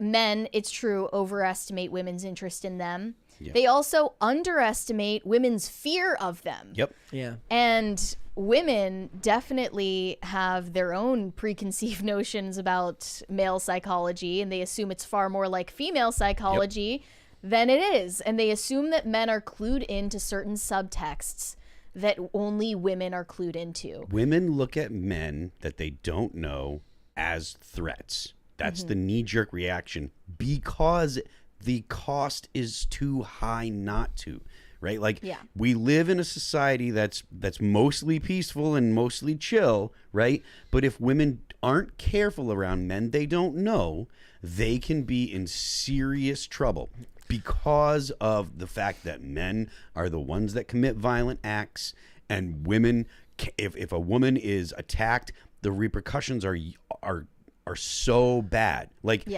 it's not that it happens often or that it happens regularly or whatever, but the cost is so high. And like, there's this utopian idea that they struggle with, where it's the meme, it's the infographic that says teach your daughters to protect themselves, teach your son not to harm women. Yeah, that's great. That's great, but that's not how the real world works. That's a utopian idea that everybody can get along if everybody just acted the way we need them to in society. But the thing is, you're framed as callous and rude if you say it's still a good idea to learn how to protect yourself. Teach your daughters to carry a gun and shoot that gun. That's exactly what you should do. Everything Jacqueline Bisset is saying in this interview comes off like she was just raised better than these younger actresses were raised. Like, she just had parents who told her the truth about the world and about men and women. There's also an inherent nature, like there's an inherent pragmatism to this generation that's just lost on today. Pragmatism has been completely destroyed in favor of a weird type of pseudo-idealism that isn't real. But then everybody they get to pretend as if the world should be this ideal place, and then be angry when it continually doesn't turn out to be that place. Right. Thank you. Phil's like, no, I don't like my suitcase. It's Right now. This is total role reversal. During the whole, like, they're eating the dogs, they're eating the cats. Brett had no desire to dance or whatever, and I was in there doing the golf swing and doing the whole eating the thing. You know, I'm all alone now, the only one dancing. But it's not just teaching your daughters to like carry weapons or have situational awareness. It's also teaching your daughters things that maybe in absolute numbers aren't true, but in principle are true, like men are dogs. Like your father is supposed to tell you not to trust any man and just assume all men are dogs. They only want one thing. 100%. And once you imbibe that message in the spirit of the law, you will understand it better in the letter of the law. And that's, moments like when you need to be a bitch. Like those moments are abound if you're a young woman in the world, especially a young woman in an environment like Hollywood, of all places. Yep. So, yeah, there's a lot of common sense lost on people now. Oddly, what's funny is there's in the show in like NCIS New Orleans, they did this role reversal where in the show the character of Dwayne Pride has a daughter. And, her dad is a federal agent, so you assume that he's going to be the guy who's super, protective. She's in college. Mm-hmm. But the difference is she gets annoyed because every guy she dates ends up being best friends with her dad. And then when they break up, they, like, still hang out with him. But they're not dating her anymore. That would piss me off. Yeah. Let's read some super chats. Pat the Plumber said, not a fan of the Thing's voice or massive unibrow, but the rest looks good. Yeah, a lot of people think that it should be more gravelly. Shane H. Wilder said, random Smurf canon. Smurfette began life as an evil spy created by the villain Gargamel to destroy the Smurfs from within. So Smurf's original MGTOW? Yeah. I guess. Yeah. Don't fall for Otaru. it. Don't fall for it, guys. The female seductress spy will always ruin your life. Yep. Urashima Otaru said Superman needs to be hopeful. FF horrible casting. Yeah, I mean, we'll have to wait and see. I don't know. It's I don't have any strong love for the Fantastic Four, but I know a lot of people are critical of almost every aspect of the casting. Not a lot of people are talking about Johnny Storm, but they are talking a lot about Sue Storm, and they're talking a lot about The Thing, and they're talking a lot about Reed Richards. New Guy Don't Haze Me said, do any of you follow any podcasts or YouTubers that are not pop culture or political related? Yes. Yeah. In like, I guess in what context? Like mine, like I listen to every episode of Pints with Aquinas. That's all about Catholicism and spirituality, family. I follow a couple video game ones and a bunch of video games. I mean, that's pop culture though. Is it pop culture? Technically, yeah. Yes. That's technically pop It's culture. entertainment. It's Yeah, entertainment. it's bigger than the movie industry. I follow, well, most of what I listen to these days are every day I find a show that I like and I type in that show name and then retrospective on YouTube, and I find an 1.5 to 2 hour video of somebody who's infinitely smarter, better spoken, and more organized than me making videos. There you are with the self-deprecating again. But the point being, for instance, today I was listening to a really great retrospective of Chuck that was absolutely fantastic, and he breaks down this one trio of episodes that never made sense to me, where it seems like Chuck and Sarah are going to get back together, and then suddenly they're not, and then suddenly they're just friends, and the way it was organized in those 3 episodes made no sense because it makes him look like an awful person, and found out later that it was all Barack Obama's fault because they moved one of the episodes, but then they had to move it again because the episode, so they moved it because it was after, it was supposed to air during Barack Obama's first like speech to the nation, like addressing of the nation. They moved it to the next week, but then the episode the next week was a Valentine's episode, so they left it, so they moved it to after the Valentine's episode, so it aired out of order, and they never fixed it in the DVD commentaries or in like the DVD releases of everything, so it just makes him look like a dick, and it turns out it was all NBC's fault, nobody else's. Well, no, it's Obama. Literally in the retrospective, thanks Obama. No Control said, my neck has been sore since Anti-Fragile came out. Also, Let You Go sounds dope at 45 RPM. Sick, man. Thank you very much. Tony Nagy said, "Let's get the party started. Fill into house." You. Pop Culture Two Junkie said, "I've had an AMC A-list pass from day one. I love it. You see 2 IMAX movies in a month and you've paid for it. Yeah. I see a ton of movies." I didn't even know it qualified IMAX in there with it. That's an even better deal. Yeah. So that's like, otherwise, if you just went and saw one movie a week, it's paid itself in the first 3 weeks. Shane H. Wilder said, "The color grading, lighting, and overall cinematography of Fantastic Four gives it that 60s bright 4-color comic book feel. I'm here for it." Yeah, it's got that kind of slightly opaque look to it. I like it. I like the color grading. Let's hold off on the rest and let's come back. All right. Gen Alpha is deeply unprepared for the real world as they are entering primary school. A new survey of teachers finds that these iPad babies are not capable of basic human tasks like using books, not reading, but using books, walking up staircases, and they're using weird terminally online language. These are 5 to 7-year-olds we're talking about. And I am just so scared for what happens when these people take over the adult world. According to a survey of teachers in the UK, some children in Gen Alpha are starting school unable to climb a staircase. And granted, these are students in the UK. They're using Americanisms in their speech because of too much screen time. I mean, I thought that was happening just because of the internet in general, that language is becoming more diluted. But you would hope a 5-year-old wouldn't be exposed to that much content that it would actually change their vocabulary. Hasn't it been changing accents for people And also? accents, yeah. The pandemic has been blamed for a decline in school readiness among children, but some teachers now believe that COVID baby explanation is feeling like an excuse. And 49% of teachers thought the problem had gotten even worse over just the past year. There's only so long you can blame COVID for that. I'm sorry, but a lot of it comes down to parenting as well. Too many parents are failing to support the development of their children despite having their best interests at heart. The thing is, I don't think from the sound of these statistics that these parents do have their children's best interests at heart, given some children aged 5 to 7 years old are showing up to school still wearing diapers. Oh my goodness. When Mary told me that, I was like, oof. Yeah. 1 in 4 students who began school last year, according to this survey, were not potty trained.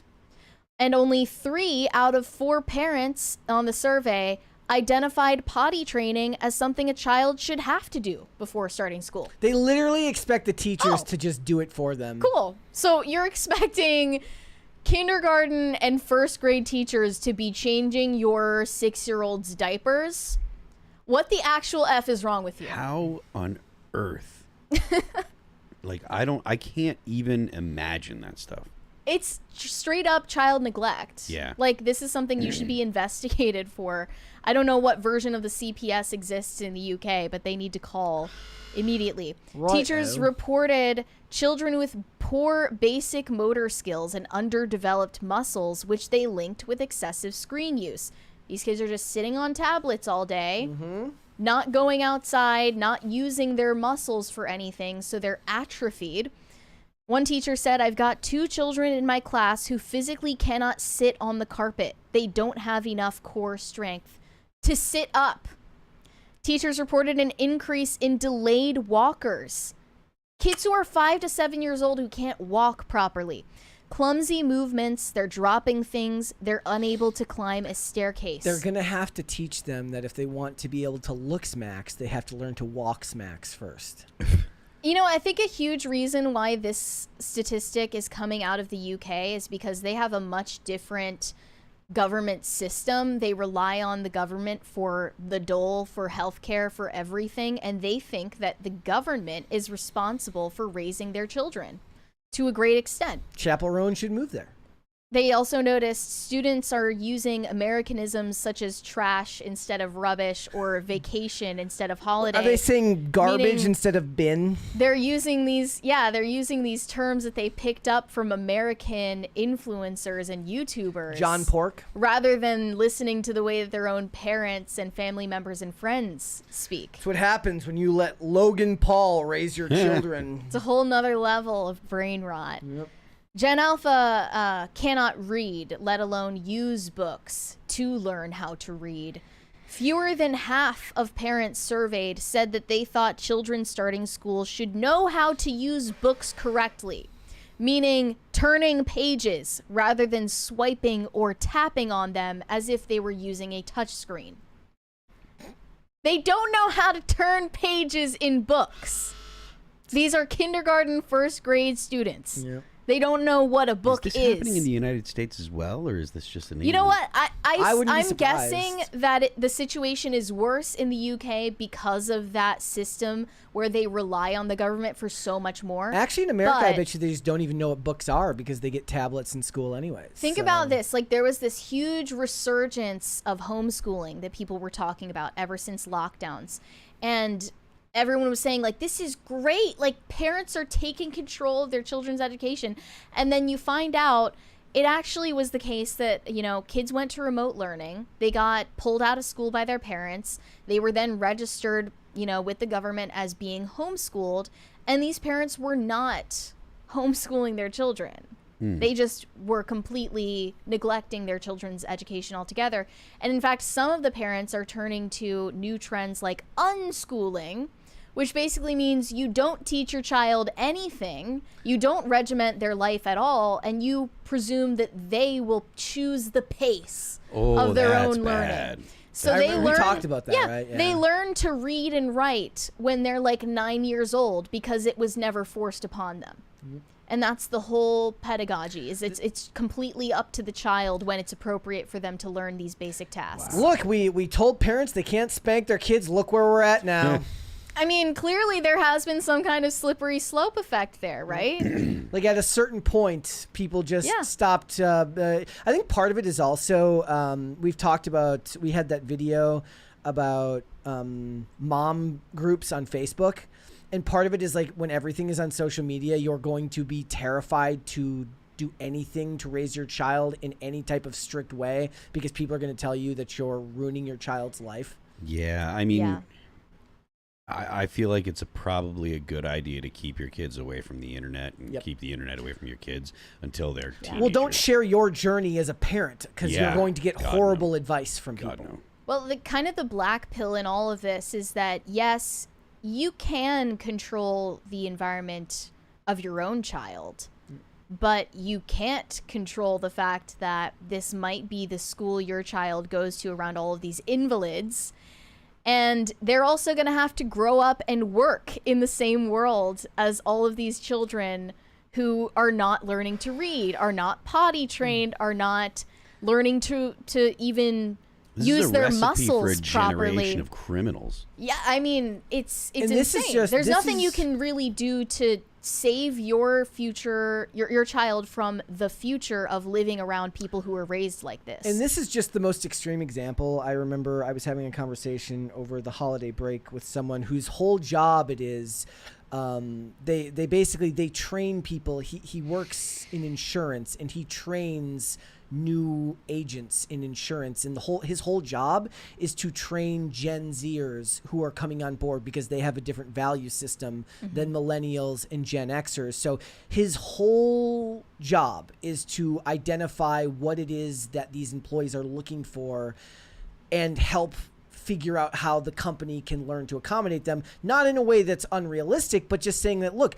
what you want from this job is something different than what somebody from Gen X or a millennial may want. Therefore, he's better at bringing them on board with people from different generations so they can all work together cohesively. And that's just the most base level. We're talking about something now that's far and beyond, far beyond any of that, where they're just not going to be suitable for jobs. Right. And then it will be placed on the previous generations as at fault, right? So it won't be the parents that are held responsible. It will be the employers. It will, by that time, it will be Gen Z employers who are going to be told that it's their fault that they don't want to employ Gen Alphas because they don't know how to go to the bathroom and they can't walk upstairs to their office.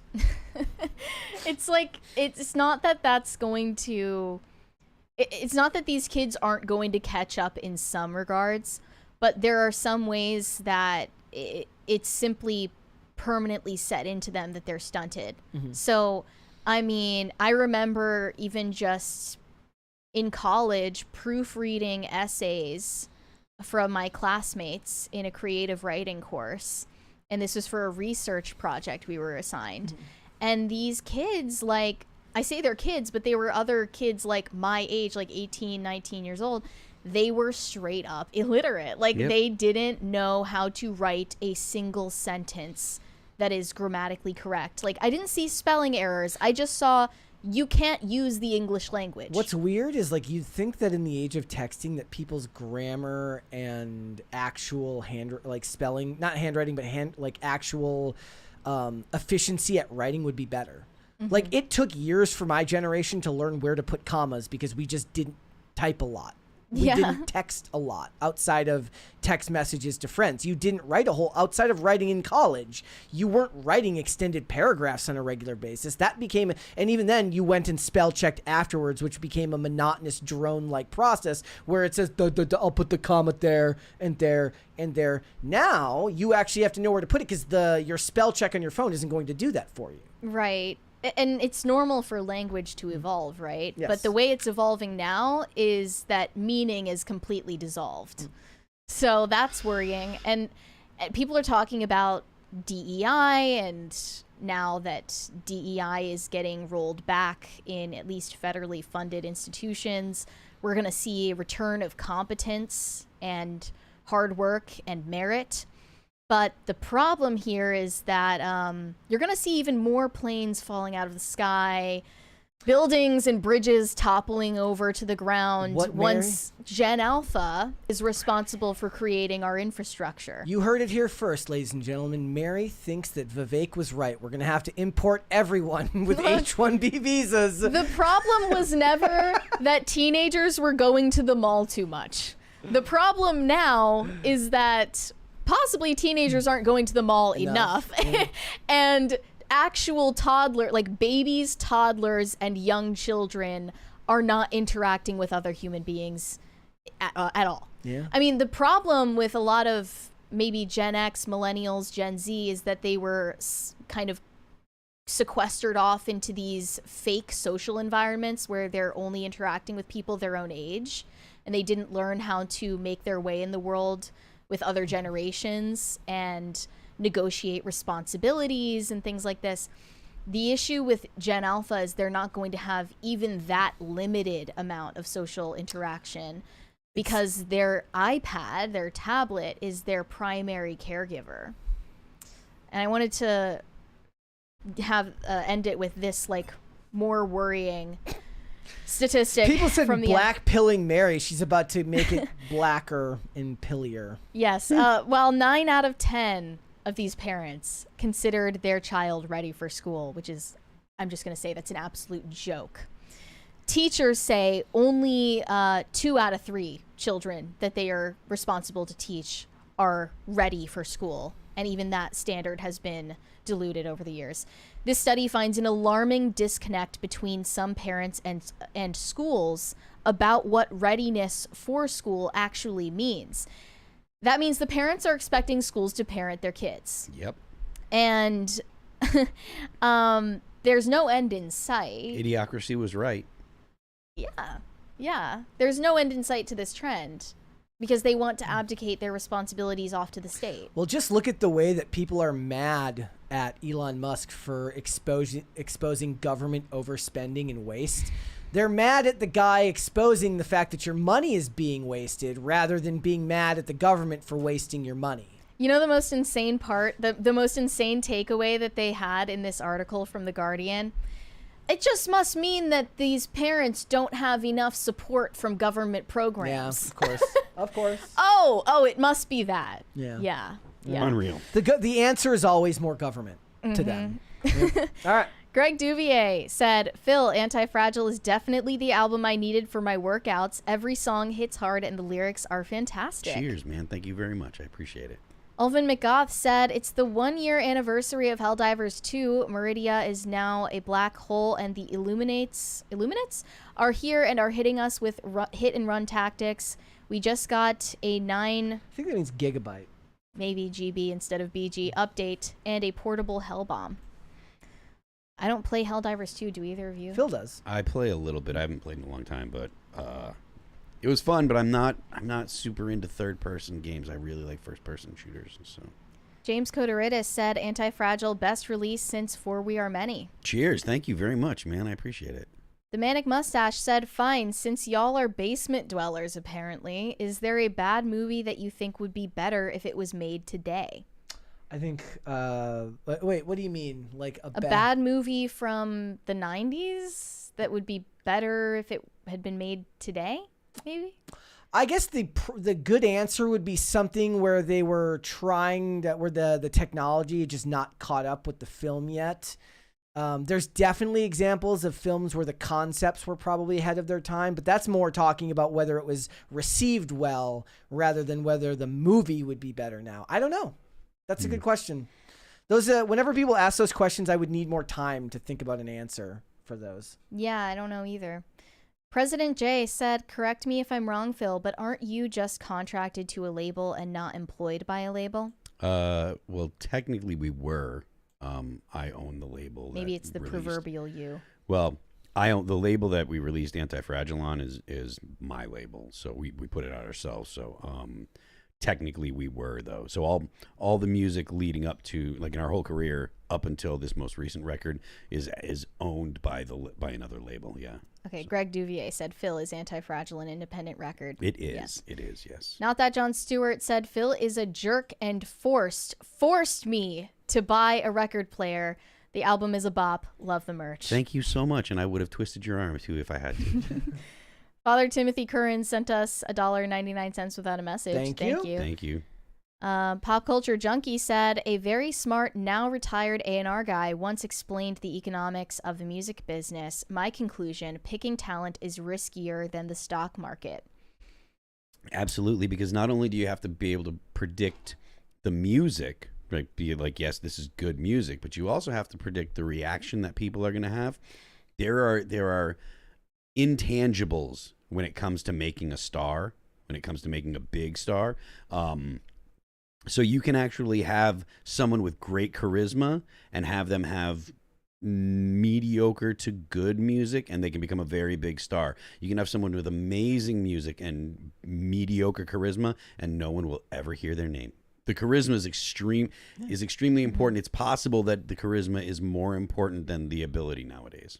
That's why they're also looking for people who have social media followings, and they're not going to sign you if you don't. Yep. Surenko Productions said, also why there are very few bands nowadays compared to individual artists. That's true. There's a lot of artists are making music, and there's a lot of collaborations between artists, but you don't see actual bands so much anymore. It's one of the reasons social media influencers are so powerful now, right? Because that type of person who seeks out that type of life and actually has the ability to connect with people, that is a type of charisma, that is a type of presence that is hard to manufacture. A lot of times they're born with it. You don't know why, but it factor is a thing. Mm-hmm. Surenko Productions said, I'm telling you right now, that zoo is not real. Tim actually made a comment about that yesterday when he was doing his 1 hour live, where he said some people, he goes like, I got here by sheer force, meaning that I had to work 16 hours a day, and there's a lot of people with followings that are double than mine that do half the work. People just like him better. He goes, maybe that's just how it is. The music that All That Remains releases, like, we've got multiple platinum and gold and platinum records, and there are other bands that you would consider bigger that don't have those kind of record sales. All That Remains has never been a schmooze kind of band, right? Nobody lived in LA, nobody lived in New York. We didn't go to parties. We didn't get cozy up with people in the media. We didn't do any of that stuff. For us, it was all about making music that we liked. And consequently, we have a fan base that loves us, and we have, we still have multiple millions of people listen to our stuff every month across all the platforms. But we're not like loved by the industry, and we've never been loved by the industry. And that's because we didn't do the schmoozing and stuff. Like I said, there's multiple bands out there that like, if you went just musically, like compared music to music and hits to hits, they don't get the same kind of reaction that All That Remains does to the music. But the people in the band had friends in the industry. They were industry darlings. They were, whatever. And they had a lot more opportunities than All That Remains because they had that kind of relationship with people. So Shane H. Wilder said, OG crisis actors will remember. I'm telling you right now, that dog is not real. We were talking about it before Marco the show. said, do a throwback of Mary laughing at the dog. I said before we were on air today, that might actually be my favorite moment of the show, ever. So shout out to Xavier DeRusso. Was that just him that day, or was that with CJ Pearson? It was with CJ, yeah. Baron of Gray Matter said, hey, Phil, I think Ginger would be a great tour collab for you guys. Oh, I know who that band is. Yeah. Zach Hates YouTube, did you show Phil the Baron clip for context? It helped me like the song. Also, last night was glorious hearing Phil shut down Ian's hoopla. Cheers. Hoopla? That's not how. I don't think that's the proper use of hoopla. No. I don't know. I mean, it wasn't intended to be rude, but like, I'm not personally compelled by things like verbalizing things so it manifests in the real world. I'm totally like that. And second of all, I'm not like, again, Timcast exists because we don't do that. We don't, police what we're allowed to say. So that's why I kind of had a problem with him saying, took umbrage. There you go. I had a problem with it because we don't police. Like, I mean, I don't police what Ian says. He can say whatever crazy stuff he wants. He can tell people that he can control the weather with his mind if he wants. I think it's crazy, but I don't tell him that he can't say that. So him telling me, don't say that because it's bad, that caused me a problem. Phil only gets hit with like a snowstorm on the way home tonight. My place is very close to here. What a coincidence. Shane H. Wilder said the litter box musician was Dorian Electra. That's right. I totally forgot. I like Dorian Electra's music though. James Coteritis said, crisis actors, if you're ever in southern New Hampshire and Maine, swing by Sabina's Pizzeria for the best pizza around. Happy Thrashing Thursday. Now I am hungry. Thank you. Go check it out, guys, if you're out that way. Shane H. Wilder said, either tell some jokes or make me a sandwich, lady. Apparently there's like... the chick. Apparently there's like a longer clip of it that adds context to why she reacted that way. I didn't see it, but there's really no context that justifies a crash out of that level. Dr. Freakoff said, should have told her to calm down. Yeah, that would have worked. Ruri Traveler said, marry Sandcastle Morgan. That was funny. It's true though, right? My dad would employ the calm down method when me and him would argue. Did it set you off? Yes. Yeah. So it's not just women. My dad would do this thing where we'd be fighting about something. Love my dad. I should have learned how to use this tactic. And then I would get mad and raise my voice, like, hey, why are you yelling? And it would just simmer down, infuriate me to no end. And in a way, he was being fatherly and teaching me. He's like, maybe you should learn to control your emotions. But it would just enrage me when he would do that. Dingus Khan said, Phil, I like Ian, but he deserved your ire on IRL. That's why they call it IRL. I love Ian. It's just that particular kind of... Again, Control said Phil couldn't suffer that fool any longer.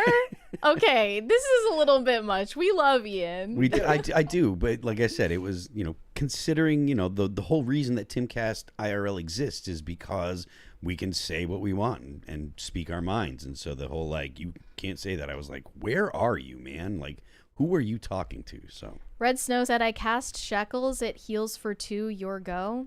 I don't know what that means. He cast shekels? Yeah, it's money. Okay. LouisE.com said, I will say my greatest bragging right is that I got to share a shot of whiskey with Father Carlos, and he also bought me pizza. How are all of you meeting Father Carlos Martins? Like, where is my invite? I'm so confused. JJ said, how do you handle getting hit on, Mary? That's such a good question. How do you handle it? By not getting hit on because she stays at home all the time. She just calls them names trying and to think of derides an them until they example. shrink to the size of a toad. I'm trying to think of an example. She only goes to church. That's it. Okay, there's a good example. There was a guy at church who asked for my number, and I didn't want to give it to him, and I was just like, I'd rather not give you my number. And then I was like, all right, have a good day. Like, I don't know. He even lifted 12 chairs to return them. That is the most her. Mary Morgan thing that I've ever heard in my life. I'd rather not give you my number. Have a nice day. Well, I don't know if it went exactly like that, but you know, he took it really well, and it didn't need to be any more complicated than that, and that's just the type of person I am. That's the type of person that he is. And it was good for both of them because she was clear, he understood clearly, and both of them acted like adults. Yes. And likely that's great for him because then down the line, you know, he learns to not be terrified of rejection, especially when it's clear-cut rejection that's not done in a malicious way. It would be worse for her to give him her number and then to be nice. Yeah. Because I don't want to, and then be like, well, I don't know if I can go. Right. That's sending mixed signals. And it would be a situation where because she didn't have the intestinal fortitude to say no and be firm about it, sending mixed signals to the guy, and the guy might like her, might hope, and then likely if you're nice enough to be like, well, I'm going to give him my number, if he doesn't ask you out, she'll probably chat with him to be nice, and then he's going to be like, oh, maybe she likes me, and he'll start liking her. Like, it is far more kind to be like, no, this is not happening, than to be nice to save his feelings, so that way he ends up in a dragging on situation. But it's also like, I've been in situations where I can tell a guy is thinking about asking me for my number or asking me out or something. What? Do they look like they're about to dive off a diving board? But it's like... I can imagine they're in like a weird I know what you're thinking. Don't do it. I don't call them out. I let them just be there. And like, if they don't want to actually, you know, take the plunge and actually ask me that, then they're not going to ask me that. So I don't need to explicitly reject before there's been an occasion to do so. Dr. Freakoff said, I don't have to worry about miscommunication because I've never been flirted with, and if I have been, I didn't notice. That's most guys. They don't pick up on hints. Yeah. No Control said, can we get a members only with Phil teaching Mary to shoot?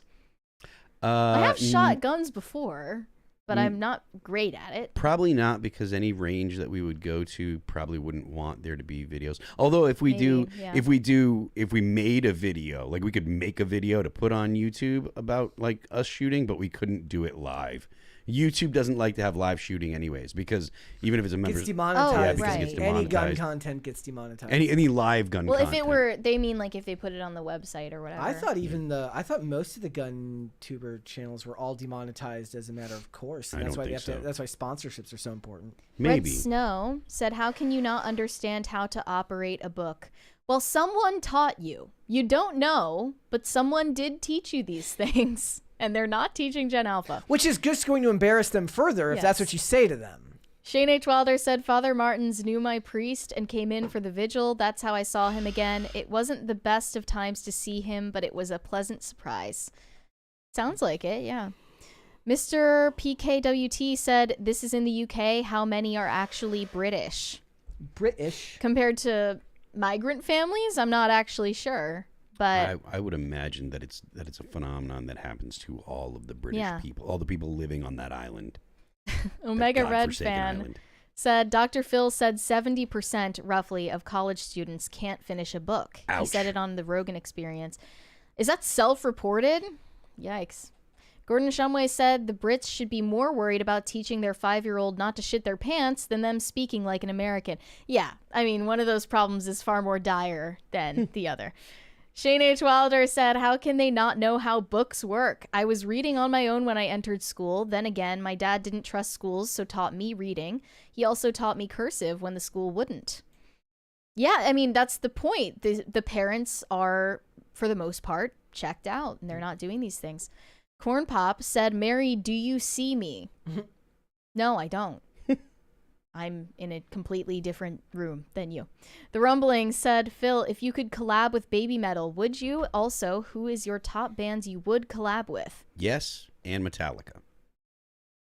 Shane H. Wilder said, Phil took umbrage. Where'd you take it? Bad, dumb. Oh. Yurishima Otaru said he should have asked if the comedian was on the rag. I think in the UK they say on the blob. Really? Yeah. I learned that from the In-Betweeners. Just another reason it's so good that we got away from there. Mm-hmm. Jason Dutton said, longtime listener, first time super chatter. I typically listen to you guys after work. Love the show. Very based and very entertaining. Stay safe. Thank you for watching live. We appreciate it. Yeah, thank you for the super chat as well. Corn Pop said, Mary, can I get your DM? My DMs are open. It doesn't mean I'm going to answer. And I, in all likelihood, will not. Shane H. Wilder said, don't do it, Mary. I hear Corn Pop was a bad dude. Yeah, I've heard that too. Next Gen Nate said, blew a motor manual Nissan 370Z, spent weekend with Anti-Fragile on repeat, pulling the motor out, get great wrenching, maybe he means gut-wrenching album. No, great wrenching. Great wrenching album. Okay. Wrenching is kerosene goes hard. Thanks, Phil. Wait, is it kerosene or kerosene? Kerosene. It must be kerosene, yeah. Kerosene. Pop Culture Junkie said, I remember the third factor from the A&R guy. Is this person such an a-hole that they're going to be unmanageable 2 years from now? Life's too short. Are you such an a-hole that you're unmanageable? And that's why you're independent? It depended on no. We were on a label for 20 years, so I would say that was a no. But I was more difficult with different people depending on how competent they were. Like the people that there's a couple of people that I have nothing but the utmost respect for, and I would work with them again. I have worked with them multiple times. I love them to death. That are in the music business side of the business, and there are people that are an absolute joke that are still in the music business side of the business, and I have no idea how they remain in business, but they don't work for themselves. They work for another company. So, blackmail. Yeah. Blackmail. No, they're not black. No, I'm just kidding. Kathleen Kennedy. High Voltage 75 said, put an Ian on with Phil. Well, have we done that before? I believe so. No. When was the last time we had Ian on the show anyway? It's been a long time. It's been a while. A long time. Yeah, I don't know how long it's been, but it's been a while. So we should. Yeah.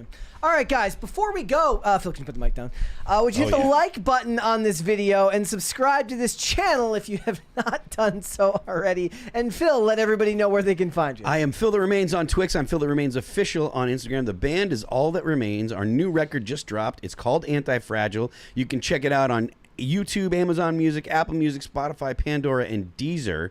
Don't forget the left lane is for crime. Perfect. You can send me validation on Instagram at Mary Archived, or you can send me hate on X. That is also Mary Archived. Yes, guys, if you want to follow me, Instagram and Twix at Brett Dastovic on both of those platforms. 5 days a week here, guys, Monday through Friday, 3 p.m. Eastern Standard Time, noon Pacific. We are on Amazon Music, Apple Podcasts, Pandora, and Spotify. If you would prefer to listen rather than watch, you can rate and review on Apple Podcasts and on Spotify. Those reviews help the show, so you can go ahead and do that. Thank you so much, guys. And if you want to follow the show on social media, Twix at popculture_show, Facebook at Pop Culture Crisis, Instagram at Pop Culture Crisis Pod. Mary, there's a couple more there. Greg Duvier said All That Remains and Disturbed tour would be great. They're great guys. And then Shane H. Wilder said Blood and Stone is my favorite new track. Sick. That has the pianist or keyboardist Jordan Rudess from the band Dream Theater playing piano on it. So it was a great addition. He's a wonderful player, and I mean he's from Dream Theater. So all right, with that being said, guys, we will be back with another episode tomorrow. We'll see y'all then. Bye everybody. Bye.